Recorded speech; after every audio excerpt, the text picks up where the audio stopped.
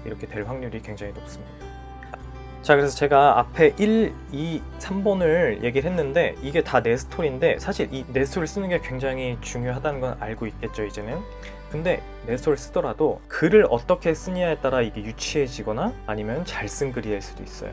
자, 이전 영상에서도 제가 말씀을 드렸지만 자소서는 내용적인 측면이 있고 기술적인 측면이 있어요. 즉 내용은 내가 어떤 역량을 뽑고 그리고 이 역량을 어떤 경험에 녹여내야 될지 이거에 대해서 내용을 뽑는 거고요. 그 다음에 이제 기술적인 것은 이것들을 어떻게 글로 잘 표현하냐예요. 글쓰기. 구조적인 게 있겠고 구조는 논리적인 걸 말하는 겁니다. 논리적인 흐름, 스토리화. 그리고 뭐 두 가지씩도 있겠고 자, 그 다음에 이렇게 된 큰 틀에서의 기술적인 게 있다면 이제 세부적으로 한 문장 한 문장 디테일하게 들어가야 돼요. 문장을 구체적으로 써야 된다. 그리고 미사일고 같은 거를 사용하면 안 좋다. 그리고 문장이 중복되는 문장이 없어야 된다. 이런 것들. 그래서 이런 것들도 제가 앞으로 설명을 드릴 겁니다. 그래서 이런 것들을 잘 못하게 되면은 여러분들 글이 유치하게 보이게 됩니다. 유치하게. 아, 내용은 좋은데 그걸 잘 풀어내지 못하는 거야. 그래서 여러분들은 이것도 잘해야 되고 이것도 잘해야 됩니다. 근데 이제 사업 내용에 집중을 하는 친구들은 이것부터가 틀린 거예요. 그래서 이걸 아무리 잘 쓰더라도 못 쓴 자소서가 돼요. 자, 아셨죠? 자, 여러분들 혹시나 제 말을 조금 잘못 이해한 사람이 있을까봐 다시 한번 영상을 켰습니다. 자, 내 스토리를 해야 되는데 내 스토리를 하란 얘기가 회사에 대한 이야기를 아예 하지 말란 얘기는 아니에요. 회사 얘기가 조금 들어가도 좋습니다. 예를 들어서 내가 A라는 회사가 있으면 너희 산업에 관심이 있어. 근데 그 산업에 관심을 갖게 된 계기가 뭐 1번 아까 제가 말씀드렸듯이 뭐 계기가 있을 수도 있고 2번 이렇게 될 수도 있고 3번 고민을 해봤더니 관심을 갖게 됐어. 이렇게 하면 된다는 거예요. 그래서 요거에 더 초점을 맞추라는 거예요. 그래서 뭐 산업이나 회사 얘기는 뭐 20% 정도의 내외로 하고 나머지는 본인의 얘기가 돼야 됩니다. 아셨죠? 혹시나 제가 한 말을 산업에 대한 이야기는 아예 쓰면 안 돼 이렇게 이해하실까봐 제가 한 번 더 말씀을 드립니다. 아셨죠? 초점을 본인의 스토리로 가는 거다 라고 생각을 하시면 됩니다. 아시죠? 자, 그러면 이걸로 오늘 지원 동기에 대해서는 마치도록 하고 혹시 궁금한 거 있으면 댓글로 남겨주시면 제가 설명을 드리도록 하겠습니다. 아니면 컨텐츠를 만들던가요. 자, 그럼 다음에 뵙도록 하겠습니다. 안녕.